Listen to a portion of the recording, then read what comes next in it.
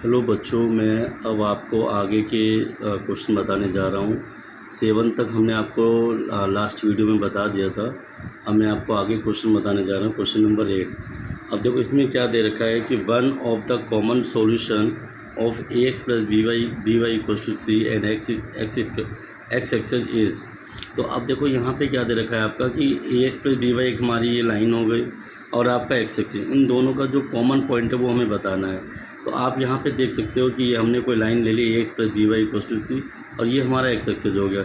इनका common point ये हो जाएगा। अब हमें पता है कि एक्स एक्सेस पे क्या होता है, y की वैल्यू 0, तो इस पर जो कोऑर्डिनेट होता है x,0 होता है। अब ये कोऑर्डिनेट हमने इस लाइन में रखा, पुट किया, तो यहाँ पे हमारी जो ए की वैल्यू आएगी, क्योंकि b तो हमारा ये 0 हो जाएगा, a की जो वैल्यू आएगी वो c/a है। तो अब कोऑर्डिनेट हमारा क्या x,0 है, तो यहाँ पे हमारा क्या हो जाएगा कि x हमारा हो गया c/a, 0। ऑप्शन ए जो हमारा होगा वो हमारा करेक्ट हो जाएगा।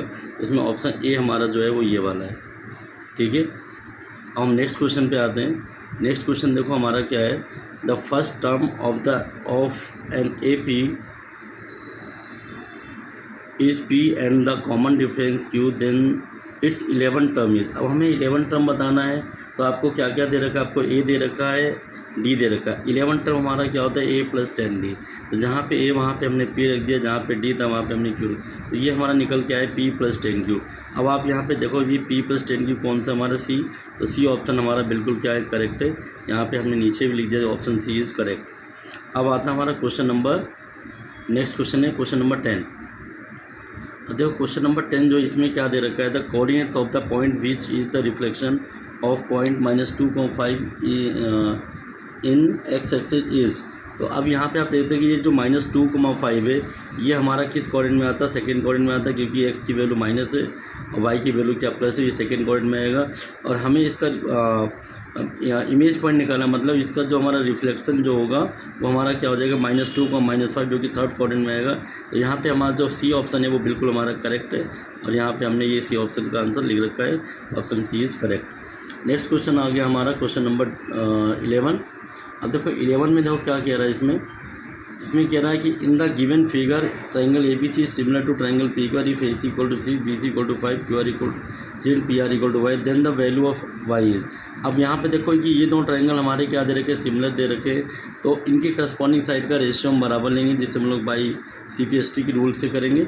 AB अपॉन में PQ, ये इसका करस्पॉन्डिंग जो भाग हो जाएगा वो हमारा PQ हो जाएगा, ये वाला हो जाएगा। BC का हमारा क्या हो जाएगा, QR हो जाएगा। ऐसे हमारा AC का हमारा क्या हो जाएगा, PR हो जाएगा। AC का हमारा PR हो जाएगा। तो हमने ये AB/PQ, BC/QR, AC/PR ये हमने ले लिया, और यहाँ पे हमने लिख दिया बाई CPST। इसमें हमने AB/PQ को छोड़ दिया, BC/QR, AC/PR ये लिए, क्योंकि इनकी वैल्यू हमें पता है। तो ये हमारा 5/3, और ये हमारा सॉल्व करके हमारा कितना आ गया, ये आ गया 3.6। तो यहाँ पे ए ऑप्शन करेक्ट है, जो कि मैं यहाँ पे लिखना भूल गया, तो इसलिए मैंने इनको बाद में लिखा है लास्ट में। तो यहाँ पे आप देख सकते हैं कि जो हमारा सी ऑप्शन है वो हमारा बिल्कुल करेक्ट है। यहाँ पे मुझे थोड़ा सा कॉपी को फोल्ड करना पड़ेगा, तो यहाँ पे मैं फोल्ड कर दे रहा हूँ। अब आप यहाँ पे आप देख सकते हैं कि जो हमारा ए ऑप्शन है वो बिल्कुल करेक्ट है, 3.6। नेक्स्ट आ गया हमारा ये इम्पेयर्ड, जो विजुअली इम्पेयर्ड कैंडिडेट्स है जिनको दिखाई नहीं पड़ता है, ये उनके लिए। तो इसमें जो हम आपको बताना चाहेंगे, इसमें जो आपका बी ऑप्शन है वो बिल्कुल करेक्ट है, क्योंकि इसमें ये बताना है हमें कि ये जो ट्रायंगल है ये क्या है, हमारे congruent but not similar, similar but not congruent, neither congruent not similar, congruent as well as similar. मतलब कॉन्ग्रेंट का मतलब कॉन्ग्रेंट है लेकिन सिमिलर नहीं है, सिमिलर है लेकिन कॉन्ग्रेंट नहीं है, ना तो कॉन्ग्रेंट ना ही सिमिलर है, और कॉन्ग्रेंट और सिमिलर दोनों हैं। तो इसमें हमारा जो बी ऑप्शन है वो बिल्कुल सही है, क्योंकि सिमिलर वो है लेकिन कॉन्ग्रेंट नहीं है। और ये हमने थोड़ा सा करके भी आपको दिखाया कि ये AB/D हमारा दे रखा है, और ये दोनों एंगल हमारे बराबर। तो जब दो एंगल बराबर होते हैं तो वहाँ पे हमारा क्या लगता है, वहाँ पे तो हमारे जो ट्रायंगल्स वो हमारे क्या होते हैं, सिमिलर होते हैं। इस तरीके से हमारा नेक्स्ट क्वेश्चन आ गया 12।